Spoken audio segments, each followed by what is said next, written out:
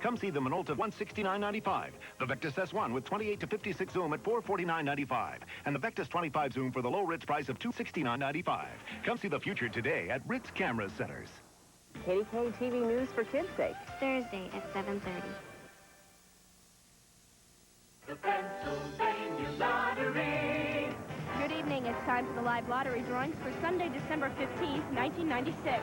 Tonight's drawing official is Bob Sidlowski, and our witness is Alice Mont. First, the daily number. Draw the first digit, please. 7, the second digit. 7, and the third digit. 5. Lottery drawings are audited by Boyer & Ritter, certified public accountants. And now, Big 4. Draw the first digit, please. 3, the second digit. 1, the third digit. 0, and the fourth digit. 5. And now cash 5. Select 5 numbers from 1 to 39, please. 39. 21. 22. 19. And 26. Here again are tonight's winning numbers from the Pennsylvania Lottery.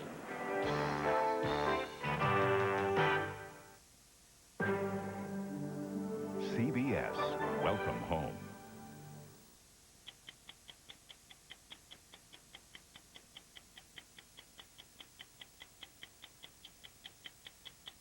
In any other city, the dispute over property would probably go unnoticed. But in Jerusalem, an argument about who should live where can be, and often is, a skirmish in a holy war. Lately, the holy war has been raging around this man, a wealthy retired physician from Miami Beach, who puts up the money for Jews to take over Arab property. And the former deputy mayor of Jerusalem says he has no use for him. Mr. Moskowitz is like fuel added on the fire that is threatening to engulf the entire city of Jerusalem. And I do not mince words.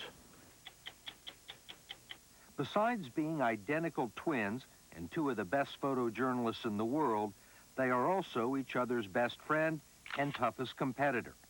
You may never have seen or heard of them until now, but it's almost certain at one time or another you've caught a glimpse of the world through their eyes. This photo of an American soldier grieving the death of his best friend is perhaps the most famous of the Gulf War.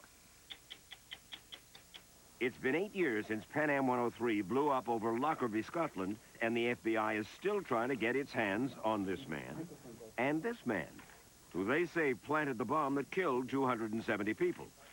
They know where these two are. They're in Libya, protected by Muammar Gaddafi, who wasn't the least bit reluctant to talk to us about them. But he won't give them up to the FBI. We even got to talk to one of the two suspects who cautioned Americans not to jump to any conclusions about who planted the bomb. Don't jump to the conclusion, to the wrong conclusion. I'm Mike Wallace. I'm Morley Seyfert. I'm Ed Bradley. I'm Steve Croft. I'm Leslie Stahl. Those stories and Andy Rooney tonight on 60 Minutes.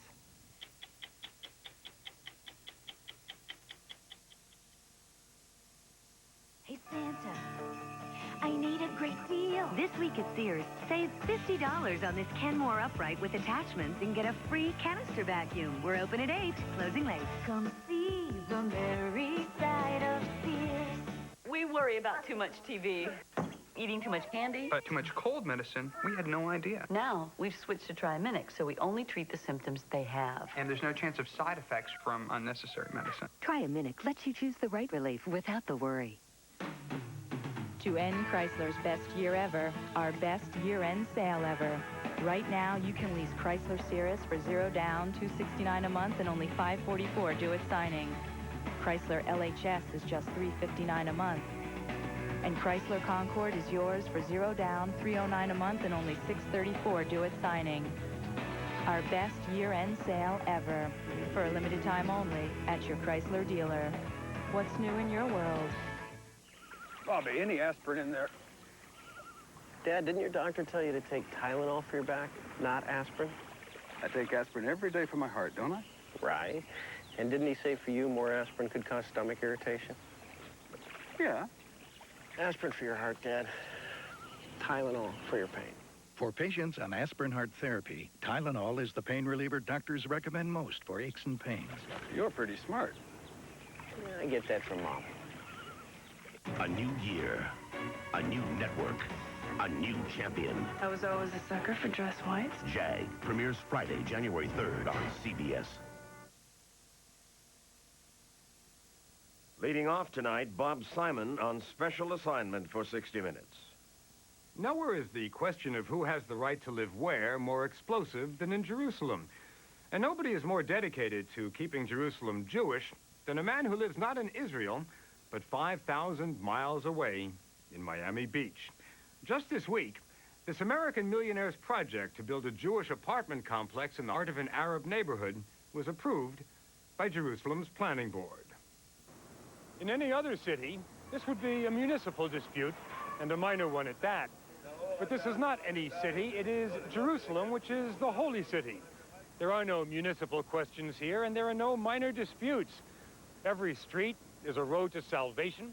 Real estate is inseparable from redemption, and every struggle is part of a holy war. Anyone who ever doubted that had a rude awakening when the Israeli government opened a new entrance to an archaeological tunnel in an Arab neighborhood last September. In the riots that followed, more than 60 Arabs and 15 Israeli soldiers died. The world saw it all on television. What the world did not see, because it was not known at the time, was that the tunnel which opened up on the Via Dolorosa began in Miami Beach. Meet Irving Moskowitz, retired physician, businessman, multi-millionaire. He gave so much money to the construction of the tunnel that his name and that of his wife Cherna grace a plaque inside. He's so influential with the politicians who are now running Israel that the mayor of Jerusalem made him the guest of honor at a secret ceremony opening the tunnel in the dead of night. But what bothers many Israelis is that when the shooting started, Moskowitz wasn't around anymore. He was back in Miami Beach. Mayor Benvenisti was in Jerusalem. The former deputy mayor of the city, he has long opposed Jewish expansion into Arab areas, and he thinks Irving Moskowitz is a dangerous man. Mr. Moskowitz is a person that has to do with the present tension in Jerusalem, not less than a Jerusalemite, and maybe more. An outsider who decided that he wants to redeem and buy back Jerusalem. American Jews have a long tradition of helping Israeli causes.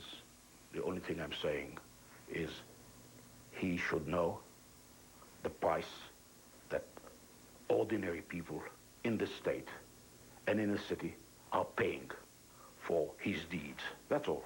The price? The price, heavy price. The money brought in is like fuel added on the fire that is threatening to engulf the entire city of Jerusalem. And I do not mince words. Neither does Irving Moskowitz. He put his money where his mouth is, buying property like this in Arab neighborhoods of Jerusalem and giving millions to extreme right-wing Israeli causes. His favorite charity is an organization called Ater Kohanim, which moves Jews into Arab areas of Jerusalem. And what does Irving Moskowitz say about all that? His lawyer said he wasn't available to talk to us. But he often expresses his opinions in various American and Israeli newspapers. Here's what he wrote about Jerusalem. Quote, Jewish control of Jerusalem, of the Temple Mount and the Western Wall, is more important than peace. When Jews throughout the ages prayed, they did not pray for peace with the Arabs. They prayed for Jewish control of Jerusalem. This Moskowitz is, for me, a culprit that is even more dangerous than Ater Kohanim and all the right-wing Israelis and their supporters. You just said that Irving Moskowitz is more dangerous than Ater Kohanim and its right-wing supporters. Absolutely. Absolutely. Moskowitz's money is used by Ater Kohanim to buy Arab-owned buildings in the old city. But often, as in this case in 1990, questionable deals are made in secret through middlemen. And when Arab tenants are displaced by Jews, violence often moves in next. Everything that they do in order to acquire another house is like a battlefield. The house is not the house. The house is part of a vast battlefield in which both sides trying to control space. And once you control space, it becomes yours, meaning that it's not his. Yossi Baumel is, in effect, the Teret Kohanim's battlefield commander in Israel. There's an old legend that the Jews cursed this area when they left and said, if we can't live here, no one should. One of the things Baumel does is raise money to buy Arab houses by taking Jewish Americans on tours of Jerusalem's old city, showing them the Jewish islands he's built in a sea of Muslims. Our objectives are to restore the Jewish community that was here in what's called the Muslim Quarter. Well, what are your precise objectives in the Muslim Quarter? To restore the demographic balance that existed here before there was a state of Israel. You put 60 families into the Muslim Quarter now, 60 Jewish families. How many do you want? We don't have any specific goals as far as that goes. We understand that individual Arabs who see this as their home will continue to live here, and we have no problem with that. What'll that take, 50%, 60%, 90%? It's really not important.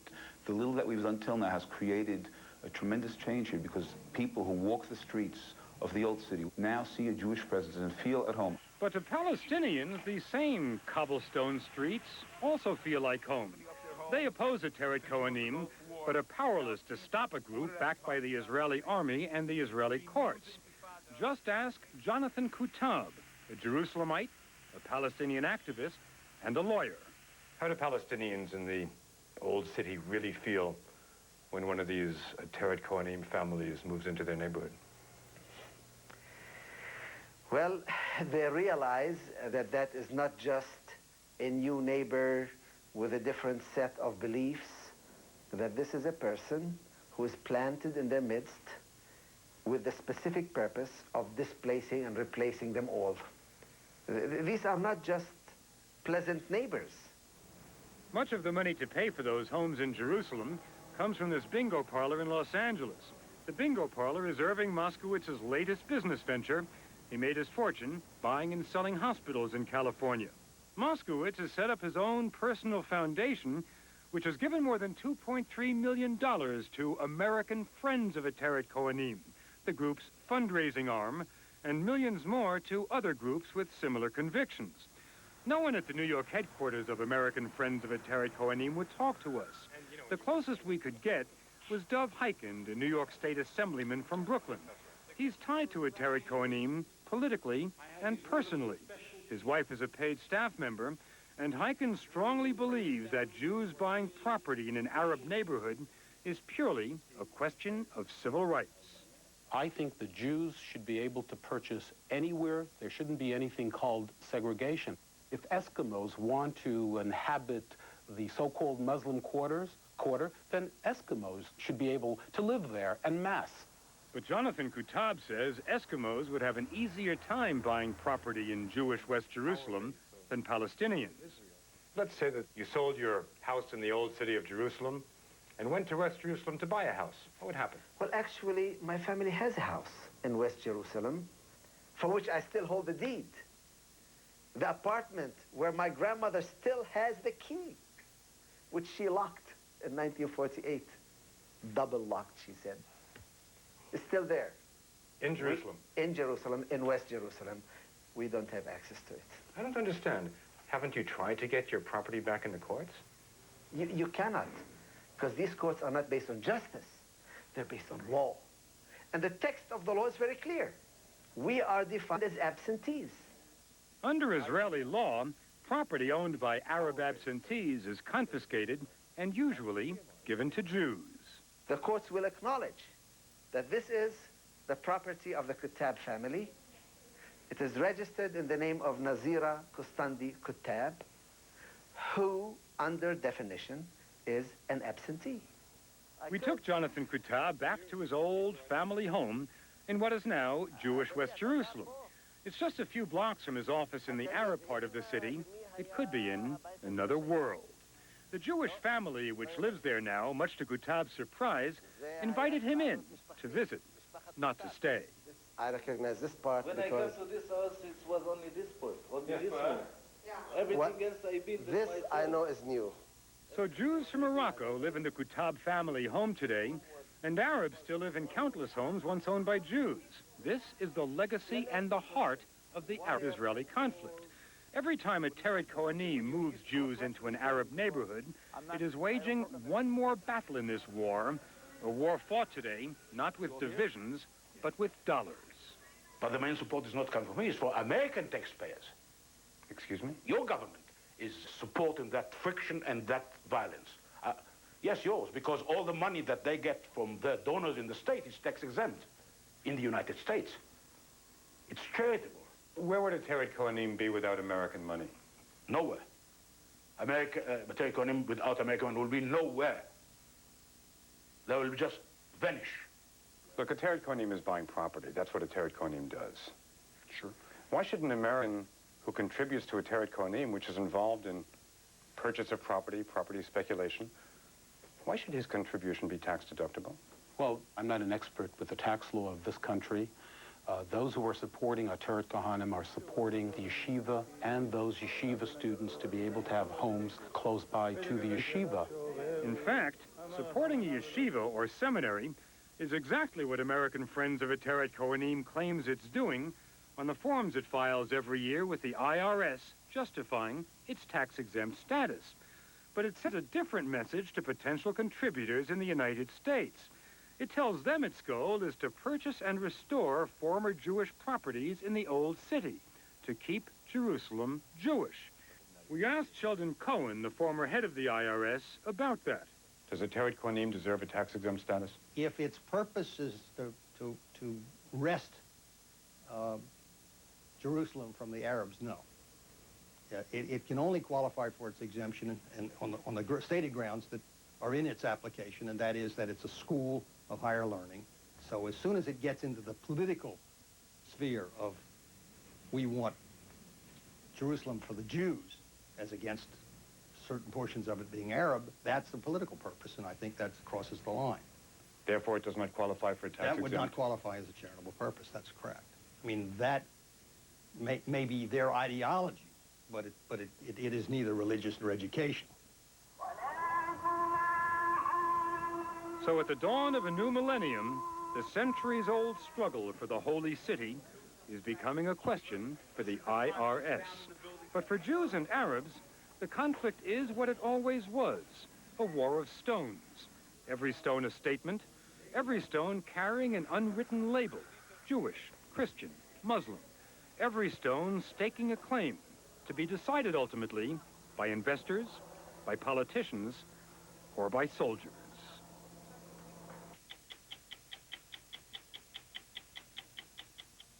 Let's face it, Americans love to shop. And this is the time of year we all turn into turbo shoppers. Your Chevy store is the perfect place to shop. Chevrolet has always been known for giving you a lot for your money. And now there's 3.9% APR financing on Chevy Cavaliers, Luminas, and Astros during the Make Your Money Count year-end event. There's special offers on Blazers, and you can get up to $1,200 cash back on the rugged Chevy S10 pickup. So folks, don't wait. It's time to shop till you drop.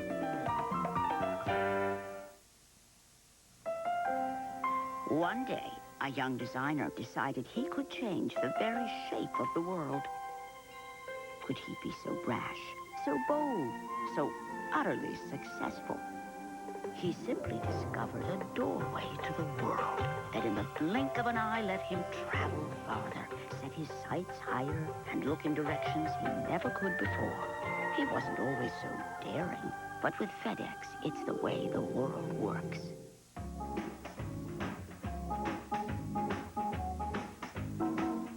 Morning after morning, nothing's quite as much fun as choosing which delicious Eggo fruit waffle it's gonna be. Blueberry, strawberry, apple, cinnamon, all real fruit stirred in the batter. Give it a try. What the heck?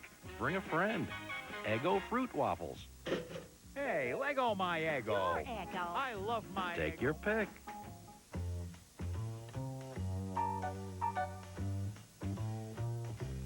More and more people are discovering that Radio Shack has exactly what kids want for the holidays, including truckloads of RC cars. Whether you want digital proportional steering, four-wheel drive, or turbo features, just ask the RC car experts at Radio Shack. How do they get to be such experts?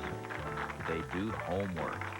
Radio Shack, you've got questions, we've got answers. You rely on them to get the story. Get it first and get it right. They rely on experience. Turn to the most experienced news team in broadcast journalism. The CBS Evening News with Dan Rather.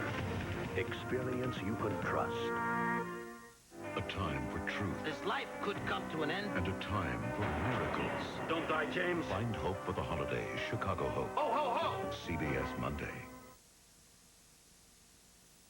When a major news story breaks anywhere in the world, there are certain things a journalist can count on. Hundreds and maybe thousands of reporters and photographers will be converging on the scene, fighting each other for plane reservations and hotel rooms. And amidst all this confusion, there will be one and probably two red-headed American photographers named Turnley right in the middle of the action. Besides being identical twins and two of the best photojournalists in the world, they are also each other's best friend and toughest competitor. You may never have seen or heard of them until now, but it's almost certain at one time or another you've caught a glimpse of the world through their eyes. Between them, they have covered every major news story of the past 15 years. The Gulf War, Somalia, Rwanda, South Africa, Chechnya, Haiti, the West Bank, and the Gaza Strip. David Turnley is the oldest by about 3 minutes, a Pulitzer Prize-winning photographer for the Detroit Free Press. His photo of an American soldier grieving the death of his best friend is perhaps the most famous of the Gulf War. Peter Turnley isn't eligible for the Pulitzer Prize since he works for a magazine, but he has won lots of other awards, and his pictures have graced the cover of Newsweek more than 30 times. And for many of their colleagues in the media, the true measure of a story's importance is whether it's a one or a two Turnley story, like Tiananmen Square, where their very presence was enough to temporarily distract several million Chinese from the business at hand. It happened that David and I were right next to each other on ladders. And suddenly I noticed that with this million crowd of students that there's kind of this rippling effect that almost became frightening of faces that are turning looking towards us. And I realized that they were looking at us. And I turned to David and say, geez, Dave, I guess they really do think we all look alike. They spend most of their lives doing everything they can not to look alike. When we talked to them in Paris, Peter, on the right, had grown a beard. But they're so used to being mistaken for one another that they're not above using the mix-ups to their own professional advantage. Here's an example. David got his big break covering South Africa and spent 3 years there cultivating a close relationship with Winnie Mandela. When it was reported that her husband Nelson was finally about to get out of jail, Peter ended up in South Africa too, along with about 100 other reporters and photographers clamoring for a picture or an interview with Winnie after she met with her husband in prison. And I find myself right next to her. She's getting in the car, and she stops, and she reaches out and hugs me and says, hello, David. I make a nice picture, and of course I didn't correct it. I wasn't David. Later in the car, David was driving the car, and I could see smoke coming out of his ears, and I chided him. I said, don't worry, Dave. When Nelson gets out, I'll try to get you into the house. If they sometimes reap each other's rewards, they can also pay for each other's mistakes. Like the time David flew into Israel and drove immediately to the West Bank to cover an uprising in Ramallah, only to be arrested on sight by an outraged Israeli military officer. And he's telling me that, I'm really in serious trouble this time, that I've been abusing his authority for so long. And I said, oh, please, I understood exactly what was going on. I said, please, you don't understand, I have a twin brother, and you've been running him out of here for the last 7 weeks. And I just arrived, and I don't really know the rules of the game yet. And he says, oh, now that's an original story. While they found professional success separately, their career paths, like their genes, are virtually identical. Both are graduates of the University of Michigan, both majored in French literature, and have degrees from the Sorbonne. And now, after a decade of living on different sides of an ocean, both reside in Paris a few blocks away from each other. But they grew up about as far away from the left bank as you can get. Fort Wayne, Indiana, to be exact, Their father, Bill, was an orthodontist, their mother, Betty, a piano teacher. And both did their best to steer dinner conversations to the civil rights movement and world affairs. But until they were 17, the only thing the twins wanted to hear about was football. We were both known to be pretty tough football players. We were linebackers, and used to have a lot of fun when, during a high school football game, the announcer would say, "Tackled by the Turnleys," because we both would have hit a guy at the same time. And it was football, or more precisely a football injury, that turned the Turnley brothers to photography. Peter tore a ligament his junior year and was out for the season. His parents bought him a camera to keep him occupied and later helped him set up a darkroom. If he had scored 5 touchdowns, he wouldn't have been as excited as he was about that developing image that he saw in the tanks. And to no one's surprise, David became interested too. They spent the next year and a half driving around taking pictures in one of Fort Wayne's poor neighborhoods, a culturally and racially mixed area along McClellan Street. We decided, in our own humble way, to take our one camera and one lens and together try and document life on this street. One of us would inevitably sort of end up babysitting the children for somebody's family while the other went off with the camera, and then he would come back a couple hours later when he sort of was tired, and we'd hand off the camera.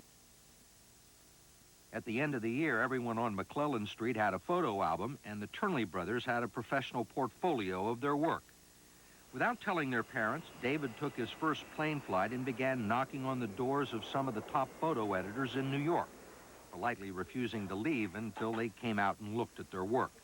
John Morris was the picture editor at the New York Times. It seems so precocious for somebody 17 years old to get on a plane, first time he's ever been on a plane, fly to New York, and go to the head of Magnum, go to the photo editor of the New York Times, go and call on the best in the business. Well, it's the kind of persistence that they've shown ever since. I mean, nothing stops the Turnleys. They don't take no for an answer. Can you look at pictures that they've taken and tell which one took a certain picture? You can fool me almost any time. Almost indistinguishable. I begin to notice some differences, but you're not going to get that out of me. Why not? I'll take the fifth. They're competitive enough without having a good old friend take sides. You think they are competitive? Oh, yeah. You bet. There was always fierce love and fierce hate. I mean, that was always there, you know. They got mad, and then they weren't supposed to fight anymore. And I've thrown a bucket of ice water on them in our living room to calm things down. Despite the competition, the Turnleys are smart enough to know that being twins has not hurt their careers. They published 3 books together and were recently honored with a joint exhibition at New York's International Center of Photography, entitled In Times of War and Peace. They work together, but they also work against each other. It's funny to watch this in action. Tell me about it. Well, the trouble is they know each other so well that each one can guess where the other one's going to turn up. And that makes them for some extraordinary circumstances. Take the Armenian earthquake in 1988, another two Turnley story. That year, John Morris headed the jury in the World Press Picture of the Year competition, the most prestigious award for news photography. Out of 10,000 entries from the world's best photographers, it came down to a choice between 2 pictures, this one and this one, both taken a few seconds apart at a gravesite in Armenia as a father buried his child. The jury was judging the pictures without knowing who the photographers were. The vertical really seemed stronger in composition, and I think we made the right choice. Well, when they turned over the prints, and I found out that that was made by David and the horizontal by Peter, I almost died. I couldn't believe it. When David got the call telling him that his photo had been selected Picture of the Year, he knew that his brother had submitted almost an identical photo and felt that he should be the one to give Peter the bad news. And there was a pause on the other end of the phone, and I'll always remember, and very touched by Peter's reaction. He said, well, listen, I want you to absolutely enjoy this moment. This is a great success, And more than anything else, you've kept it in the family. Were you disappointed? I suppose, to be frank, over the years, probably the most irritating aspect of it was when young photographers would come up to me around the world and say, "Aren't you the guy that won the World Press Photo of the Year?" And I knew that I had a picture just like it, and I'd tell them no, it was my brother.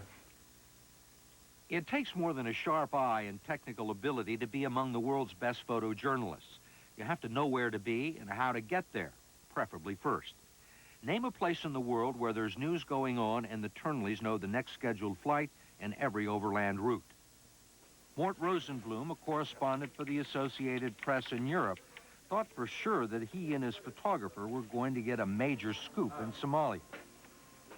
When the U.S. troops were rolling into Baidoa, I was there with an AP photographer, and we decided that we'd get ahead of this column of Tang. We were going to be the first ones there. So we got this crazed driver, and he's crashing over stones and through grass and up hills and through sand and skidding around things. Pull out in front of this U.S. column, and we figure, we've got to be all alone here. Nobody else could be here. I look up, and there are two Toyota pickup trucks rolling along in front of the column, and there's a Turnley in each Toyota. They're amazing. I don't know how they do it. I do not know how they do it. Rosenblum thinks the key to their success is a combination of Midwestern charm and good manners combined with an infinite amount of tenacity. They figure out what they've got to do. They figure out where they've got to be. They figure out what they've got to spend. They figure out who they got to be nice to. They figure out who they got to kill.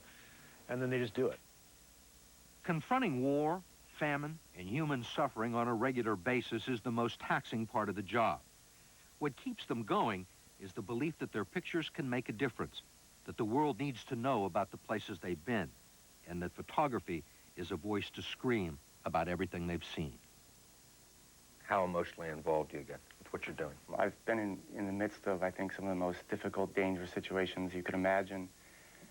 I always feel that I don't have to be there. No one has forced me to be there. If I can't keep it together and use that energy and that concentration, intensity to say something and to bring back something people should see that I shouldn't be there. They will tell you that they can't possibly collect every human being who is suffering and drive them to the hospital. But there are times when they find it impossible not to become involved. Take the street battles in Haiti in 1994, after U.S. troops intervened. Here you see David in a blue shirt and a bandana over his head alongside a gunman. A little later, a man was trapped on a porch and was then shot in front of a group of news photographers. And he lay there bleeding to death, but he was still breathing. And I jumped over the porch with a colleague, Chris Morris, and we picked him up and carried him away. It seemed pretty clear to me that whoever this man was, he was still living, and he needed some help. And, I suppose there are moments when, for me, it's not about making a picture. If somebody needs help in front of me, I'll do all I can to help them. You go into people's lives at the worst possible moment, you take the pictures.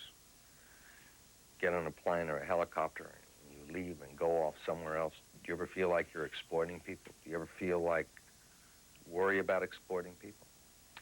I worry about it all the time, and if I think that there's a possibility of that, I don't take the pictures. But I think we cover so many situations where victims are pretty clear in their own minds that they are a product of a process of injustice, whatever that might be. And they want people to know that. They want people to see their suffering. That they are somehow, for that moment, being considered. That their plight isn't going unheeded.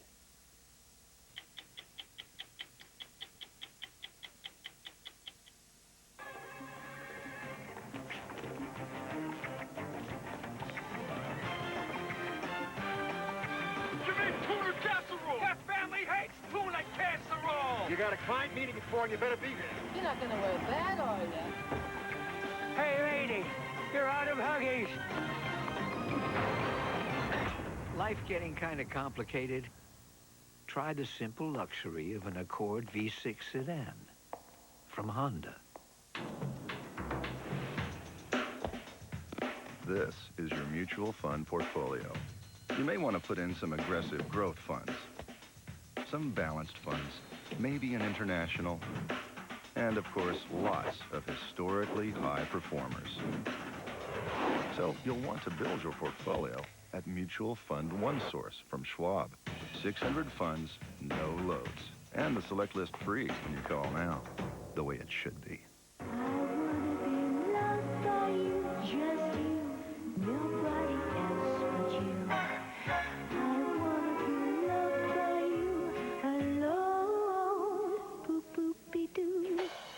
You know what I mean? Number 5. Number 5. Number 5. Number 5. I wanna be kissed by you, just you. Nobody else but you. Number 5. 60 Minutes, a CBS News magazine, will continue. CBS Tonight. Can Randy Travis find the faith to stop a con man? She's not an angel. Don't talk yourself out of a miracle, Wayne. Touched by an angel. Then, a friendship they never expected, a summer they'll never forget. James Woods, Elizabeth McGovern. The Summer of Ben Tyler. CBS Tonight. So many gifts, so little time. If you're facing a shopping crunch, we've got help for you. Last-minute gift picks. And best of all, they're all under $50. Tomorrow on This Morning. Larry Hagen returns to CBS in a powerful new dramatic series. You wouldn't be offering my colleague a bribe now, would you? In a city filled with secrets, there's one man who has all the answers. I know, and you know, you're guilty as hell. Totally unorthodox. Oh, my. Highly respected. He controls Orleans. A family is a very precious and fragile thing, and you destroyed it. Where things are done a little differently. And I'm going to take you down. Orleans, CBS, January 8th. CBS. Welcome home. Zales, the diamond store, has diamond, ruby, and gold jewelry for just $99. Proof that a gift doesn't have to be expensive to be priceless. Zales, the diamond and holiday gift store. Nemacolin Woodlands is famous for championship golf and a world-class spa. Now you can ski Nemacolin. Mystic Mountain offers families 5 slopes and a large beginner's area. Novices can get expert instruction at the Ski Academy. Day or night, enjoy the magic of Mystic Mountain. Relax those muscles in the Sundial Ski Lodge. Just a short drive from wherever you are. Call 1-800-422-2736 and ski Mystic Mountain at Nemacolin Woodlands. Zales, the diamond store, has intricate 14-karat gold bracelets for just $3.99. Believe it or not, we think some things are better without diamonds. Zales, the diamond and holiday gift store. Join Jackie Smith and John Shumway for the Hometown Advantage tonight.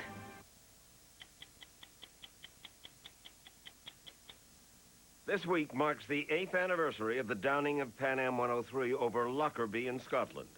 And the families of the 270 victims who died that day, in the air or on the ground, are bitter, angry that no one, no terrorist has yet been brought to justice for that monstrous crime. 3 years after that bombing, after a meticulous investigation, the United States and Great Britain indicted 2 Libyan nationals for the crime.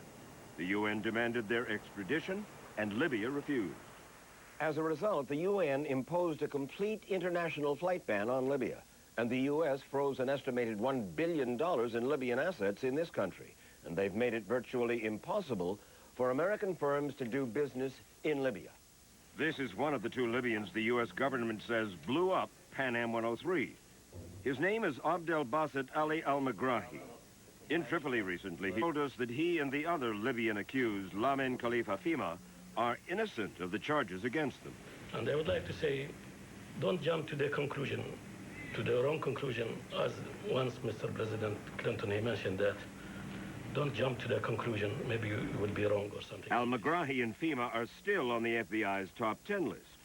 The U.S. government alleges they are, in fact, Libyan intelligence agents who put the bomb on Pan Am 103 while working in Malta as employees of Libyan Airlines. They live now in Tripoli under constant guard for fear of being kidnapped by U.S. or British intelligence agents. Meanwhile, the Libyans have tried a variety of ways to get the sanctions lifted and to get their frozen funds released without giving up the accused. They've even hired American lobbyists in violation of U.S. law to float various plans to end the sanctions, including plans to compensate the victims' families. Treasury Department documents show how the Libyans legally paid several American lawyers more than $3.5 million to try to find a legal way to settle the matter. Among them, defense attorney F. Lee Bailey, former Iowa Senator John Culver, Washington lawyer Plato Caceres, former State Department counselor Abraham Sofer, and Miami attorney Frank Rubino. Most of them were paid by the suspect's Libyan lawyer, Dr. Ibrahim Legwell. I wanted to find all the possibilities that we find any acceptable solution for a fair trial which save the rights of everybody. But only Frank Rubino, who was also Manuel Noriega's attorney, has appeared before a U.S. court to represent the two Libyans. The two gentlemen have made up their mind, right, wrong, or indifferent, this is their posture, that they are not coming to the United States to trial. No, they believe they're not going to get a fair trial in the United States, correct? That's their belief. I have tried, very honestly, to counsel them differently because I believe they could. But the bottom line is their mind is not going to be changed. So therefore, we looked for some reasonable, fair alternative to offer the United States so that there could be a resolution to this matter in a legal way. And we've come up with the proposal. Rubino's plan, a trial at the World Court of Justice in The Hague, the Netherlands. And while this idea has been floated by the Libyans before, this time, the plan is to try them under U.S. law. They would be tried under United States rules of court. The trial would be presided over by a United States judge. The trial would be prosecuted by a United States attorney or a special prosecutor, whoever was chosen by the United States government to prosecute. Rubino says the plan is different from a trial in Washington, D.C. in only two respects: the location, which would be The Hague, and the jury, which would be 12 international jurists instead of 12 citizens of the District of Columbia. He says the plan calls for the court to be set up in a fashion similar to the Bosnian War Crimes Court currently in session in The Hague. Mr. Al-Megrahi told us that he would agree to show up for such a trial. You're looking for the truth, we are looking for the truth as well. So I don't mind to have a trial somewhere else in the country, because I'm looking for the truth as well. Dr. Legwell also arranged for us to meet the one Libyan who would have to give his blessing to the proposal, Colonel Muammar Gaddafi. The colonel told us the government of Libya has suggested that the suspects go to Britain or America for a trial, but that the suspects and their attorneys refuse to do so, and so he cannot, he says, force them to. He went on to say that he believes Al-Megrahi and FEMA would go to a neutral country for a trial, and that he would support them. But Frank Rubino says he understands that for the U.S. to agree to move forward with such a plan, it would have to have the support of the families of the victims of Pan Am 103, and those families have been active and vocal in opposing any compromise with Libya. The families, have you talked to any of them? At this stage, I have not. I would welcome the opportunity to meet with them on a non-confrontational basis. I hope they appreciate that I, even though I may represent the accused, I am not their enemy. What I want is to have a trial. Well, we sent copies of Mr. Rubino's proposal to several of the families and invited them to meet with Mr. Rubino. Some of them accepted. Dan and Susan Cohen, who lost their daughter, Theo. Kathleen Flynn, who lost a son, J.P. Eleanor Bright, who lost her husband, Nicholas. Rosemary Wolf's stepdaughter, Miriam, was aboard Pan Am 103, as was Stephanie Bernstein's husband, Mike. All of them murdered, their loved ones say, over Lockerbie. Good morning. My name is Frank Rubino. I don't really feel we should shake hands, Mr. Rubino. That's going farther than I'm prepared to go. Right from the start, it was apparent that Mr. Rubino was going to have a tough sell. This is basically nothing more than some kind of a diabolical scheme by a madman. I mean, you know, we're talking about Muammar Gaddafi. This is about the memory of my son. This is about the death of my son. But more importantly, this is about justice. How can you sit there and say to me that this plan that you have has anything to do with justice? It's a sham. Well, it's a scheme. What I am saying to you most respectfully is, right now, we have an impasse. They refuse to come. They're there. We can maintain the status quo, and they can stay in Libya, and there'll be no trial. Or I just tried to see if there was some other viable alternative to nothing. We have nothing now, but I think that this is a propaganda ploy by the Libyans, and what you're proposing isn't justice, isn't going to get us justice, isn't going to do anything, and I'm disgusted that the U.S. government has allowed this thing to drag on this way when Gaddafi had no intention of complying with the demand that the terrorists be turned over. Now, I pose the question to you, Mr. Rubino. Are they alive?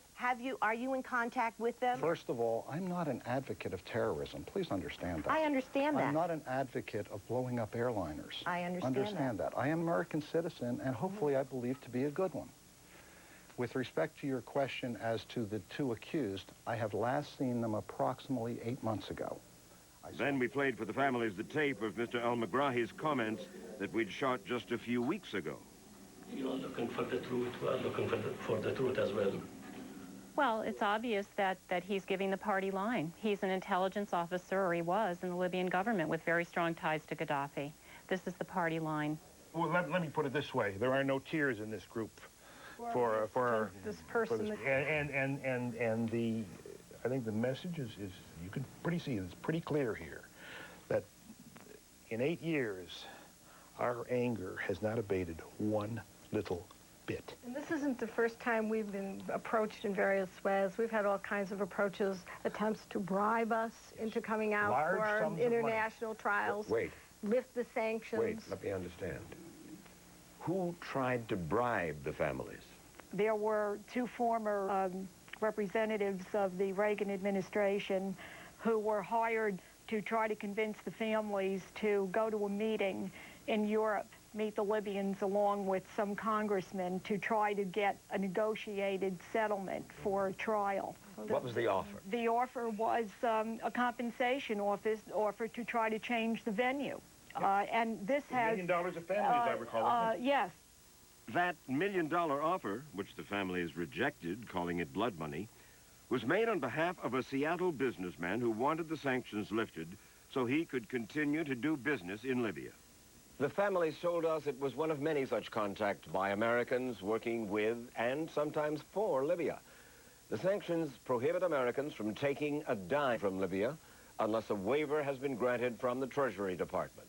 But several U.S. citizens, including 2 former congressmen, have been fined for illegally lobbying on behalf of Libya.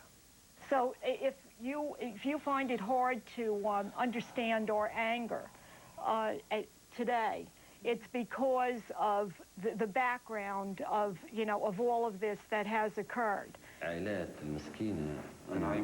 We then played a tape of a message to the families from Colonel Gaddafi, in which he said the U.S. government is using the families for political purposes.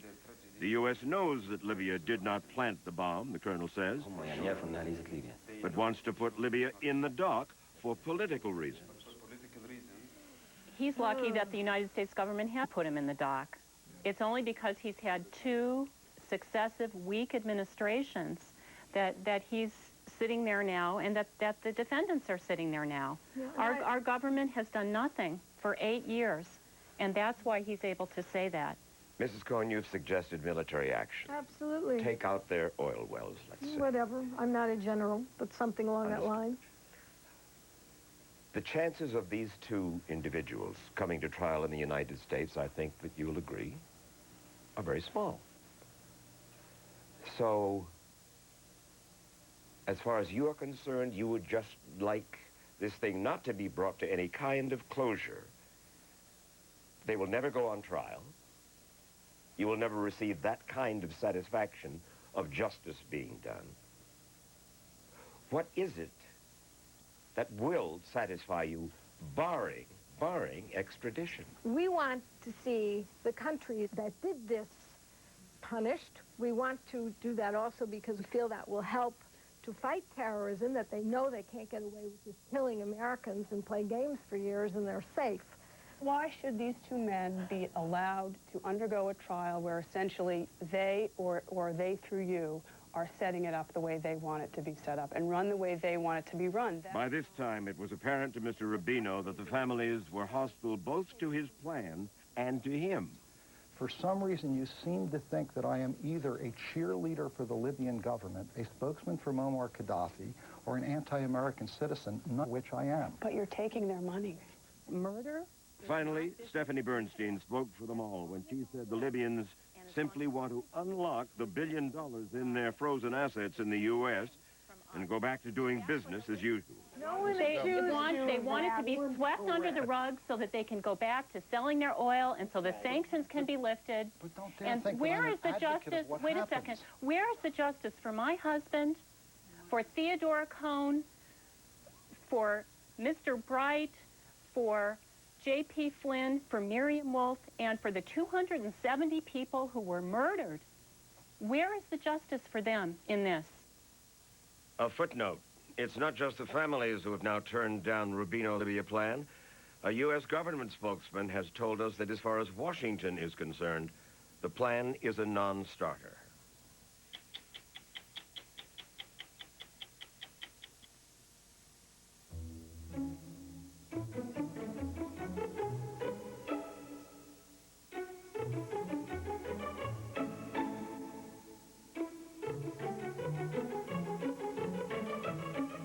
Sometimes the holidays can be a lot of work, but your shopping doesn't have to be, because TJ Maxx brings thousands of fashions and gifts to each store every week. So finding great gifts at great prices is easy.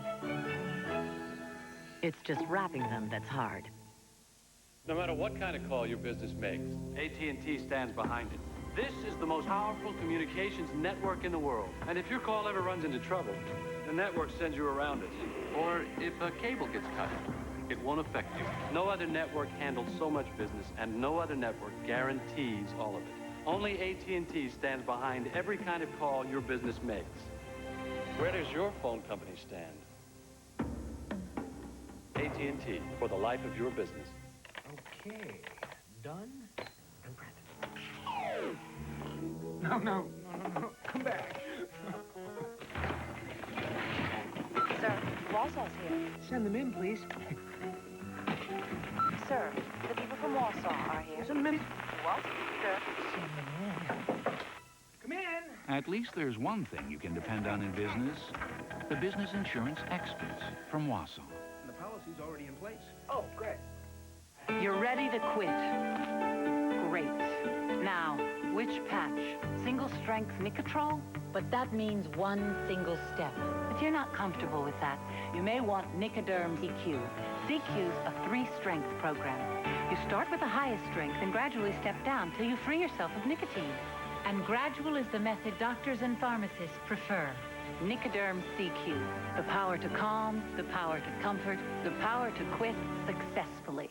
Monday, it's Cosby's Insurance Inquisition. You ever had narcolepsy? That was in the 60s. Everybody was doing it at a party. Oh, new Cosby. Then after an all-new ink, it's a Murphy nightmare in Mexico. I'm hideous, aren't I? Corky, it'll be fine. Really? All new Murphy Brown, then. Well, tomorrow night is the full moon, and we are all going to howl at it. Has Sybil gone to the dogs? Mother, you're banging at a police helicopter. All new Big Comedy Monday. Welcome home to a world premiere movie. Absolutely certain I'm dead. For Dolly Parton to stay in heaven, she's got to earn her wings on Earth. Are you sure she's a daddy? By reuniting this family in time for Christmas. What those three really need is to find each other again. Dolly Parton is an unlikely angel. CBS Tuesday. Why Andy Rooney would be browsing through a catalog of women's clothes is as mysterious to us as what he found there was to him. I have a catalog from Saks Fifth Avenue. Now, Saks is one of the world's great stores, but there are things about it that I don't understand. Here's the cover of that catalog. Do you know anyone who'd wear this? We went to Saks and bought it so we could ask some of the women here at CBS if they liked it. I thought it was a dress, but it turned out to be a bathing suit with a piece of cloth that goes with it. Cost us $253. Would you slip into this for us? We have a... Right now, huh? We can go in the ladies' room. Oh, good. I'll be right out. Absolutely not. Not even for my husband. That's terrible. I don't even know that I'd know how to get into it properly. I don't think I had the figure for that, Andy. Maybe 10 years ago, but not now. I don't think it would really fit, but thank you. But you like it if it would... I think it would be, well, you know, these cutout things Yeah. are really popular right now. All the... Why? Wouldn't the sand go down if you were swimming? Would you wear a thing like this? You would get to know a lot more of me than you really wanted to know. It's exposed here and there, and, you know, you may not want to be exposed here and there. You may want to be exposed... There and here. Yeah, exactly my point. Well, you can go in the ladies' room to do it, but we just like to see you in it. You know, I don't think you really do want to see me in it. Because here's the deal. You wouldn't wear that? If I looked like this, I would love to wear that. We're trying to get somebody to slip into this for us. Well, you definitely came to the wrong person. That doesn't appeal to you to get into? No, I don't think so. I don't think it would work in the office or anywhere else on my body. But I would never wear that. Open. You wouldn't? In other words, you wouldn't slip into this for us? Oh, no. Is it, may I touch it? Yes. Is it a bathing suit? It's genuine polyester. Oh, it looks like a bathing suit. I thought it was a dress, Your but... hair up with this thing here, and that's about it. Yeah, no, look at that. No, I wouldn't wear it. Well, you need to have something to fit in there. Right. With all this publicity we're giving Saks, I can imagine a real nightmare. Thousands of women are going to rush out and buy this. And when they go out to the beach with it or to the pool, all the other women will show up with one on just like it. I'm Leslie Stahl. We'll be back next week with another edition of 60 Minutes.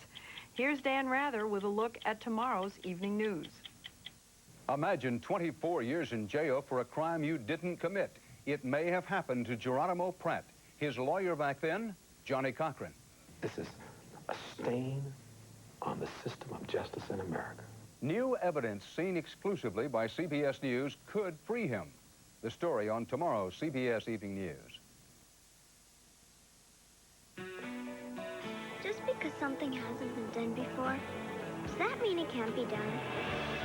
The Chrysler Concorde LXI, cab forward design, driver adaptive transmission, independent touring suspension, highest resale value, the Chrysler Concorde. What's new in your world? And now get a lease with 0 down, $309 a month, and $634 due at signing. The new IBM Aptiva at Radio Shack with 3D games, 3D internet, and home director. It's no ordinary computer.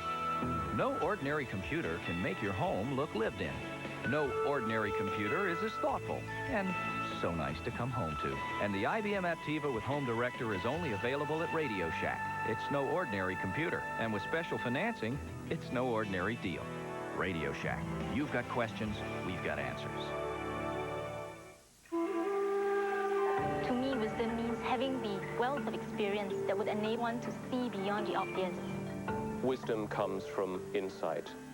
A 50-year history means that you have an enormous reservoir of background knowledge and experience to call on. There are 40,000 of us who get to draw on each other's experience. We get to draw on each other's wisdom. And I think that really makes the difference.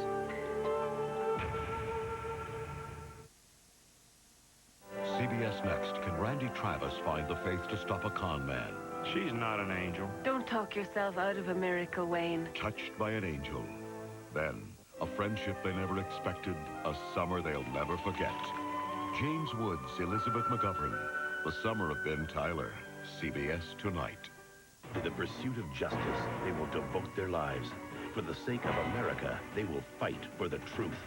In the name of glory, they will risk it all. JAG. Their battlefield is a courtroom.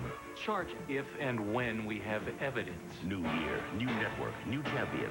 JAG, CBS, January 3rd. CBS News. You paid for it. Over $200,000 for this old, neglected house. It's absolutely ridiculous, and it's pathetic. How would you like to pay for 15 more? Paul Martino investigates why taxpayers are being soaked along the riverbanks. Tuesday on KDK TV News at 11, a hometown advantage.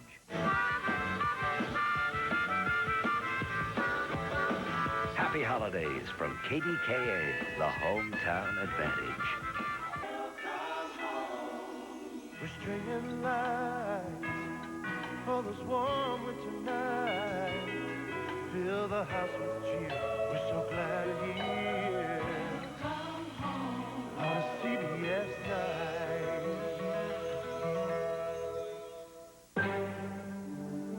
CBS, welcome home. I met Russell at college, and it was love at first sight. I switched to Whiskas recently, and I've noticed a big difference. The lamb and rice, he loves it. I've noticed that his coat is much smoother. Russell loves to be scratched on his belly. Introducing Whiskas with lamb and rice. It helps keep your cat's coat in peak condition and gives them all the nutrients they need. It's a very smart choice. New Whiskas with lamb and rice. The nutrition they need, the taste they'll love. I want to take care of him well, so he'll be around forever. Oh, that was cold. Ma'am, Progresso's new soup tastes so homemade, it'll surprise you. More than a man in a freezer? That's where you find Progresso's new Simply Simmer soup kits. Taste. This is homemade? Surprise! Progresso gives you crisp vegetables frozen fresh. Then add the hearty broth and simmer for just 10 minutes. You sure this isn't homemade? Hey, does this look like my kitchen? New Simply Simmer soup kits. Only Progresso could give you homemade taste from the freezer case. KDK TV News for Kids' Sake. Thursday at 7:30. CBS. Welcome home.